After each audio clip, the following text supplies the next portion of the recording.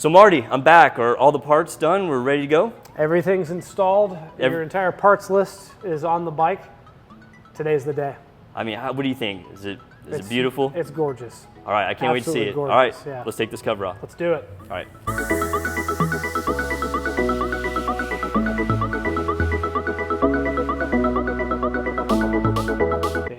Wow, this thing is like a work of art. What do you think? Unbelievable.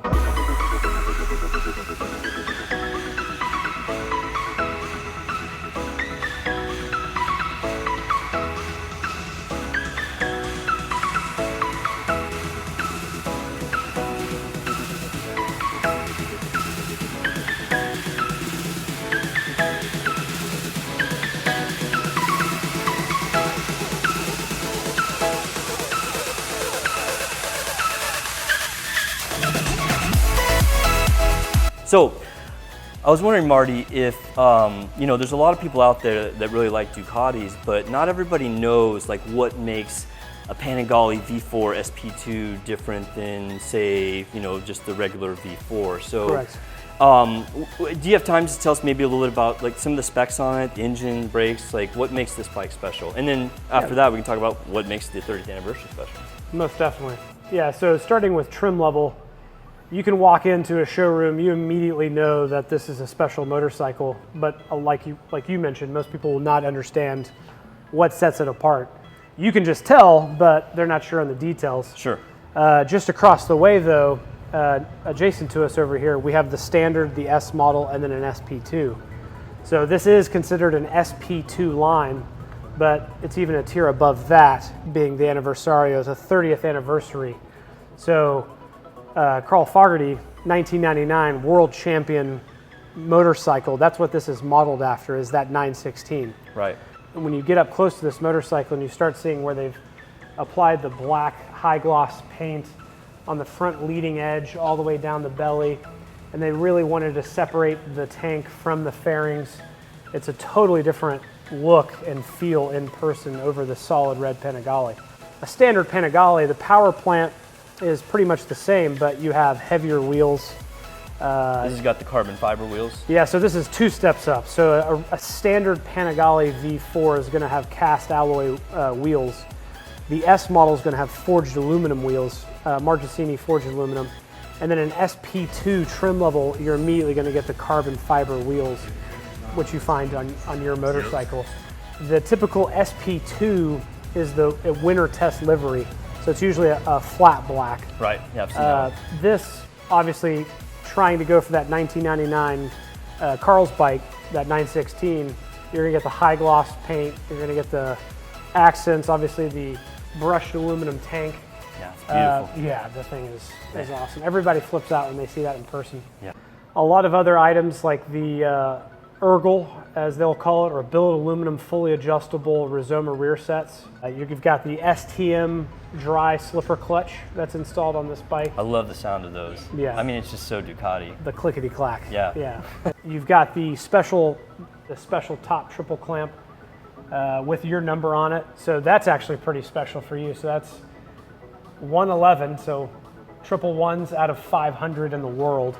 It might be the best number. That's pretty cool. It's a good one. So the top triple clamp, the bike came with your keyless gas cap as well. So you got the stock gas cap from production, but it came with this Ducati by Rizoma keyless gas cap, which is cool. You get the special seat with the 30th anniversary.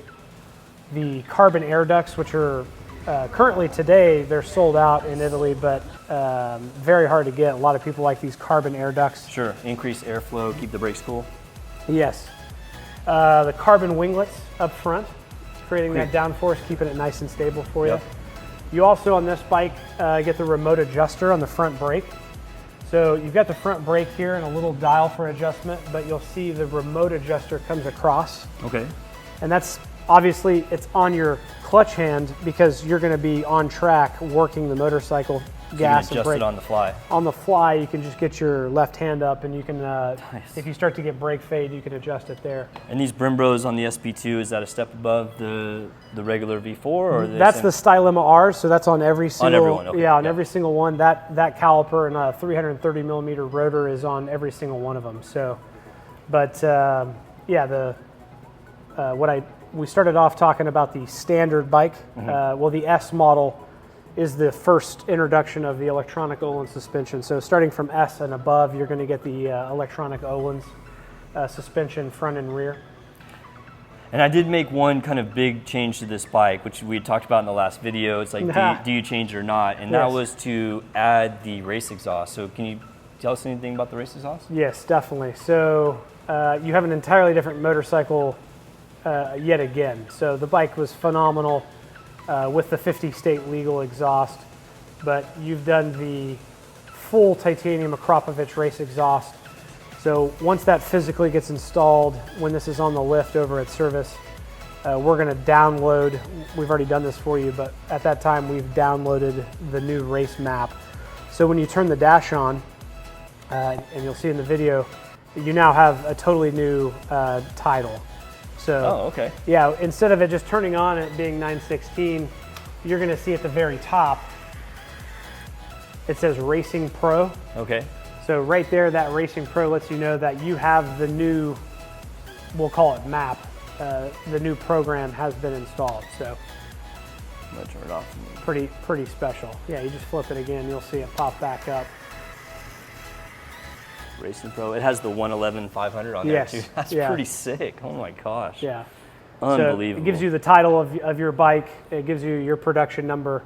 And if it didn't have the exhaust, you wouldn't have seen that at the top. But that Racing Pro lets you know that you already have the race exhaust tune installed. I mean, this motorcycle is just, I mean, there's nothing better. I can't imagine there's anything. Well, it's pretty ridiculous, but you took it to the next level with the exhaust. But you do get a little bump in power with that. Not a little, big. Oh, really?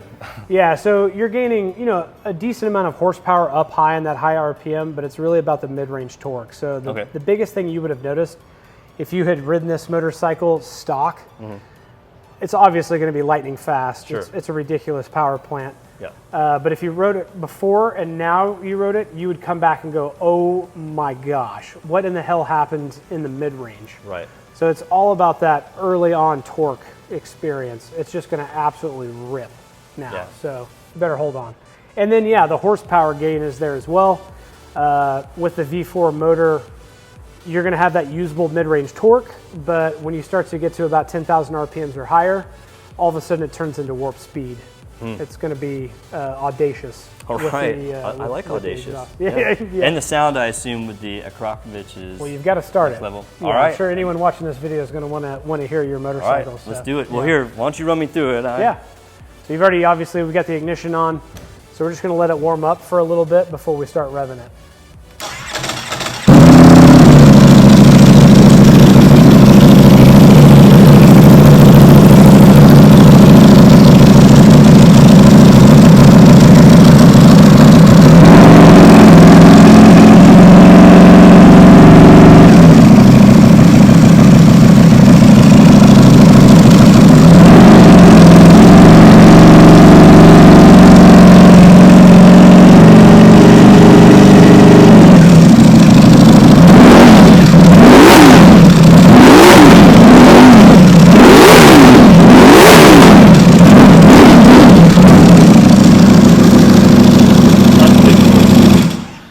Wow. Just a couple flames out the back there for you.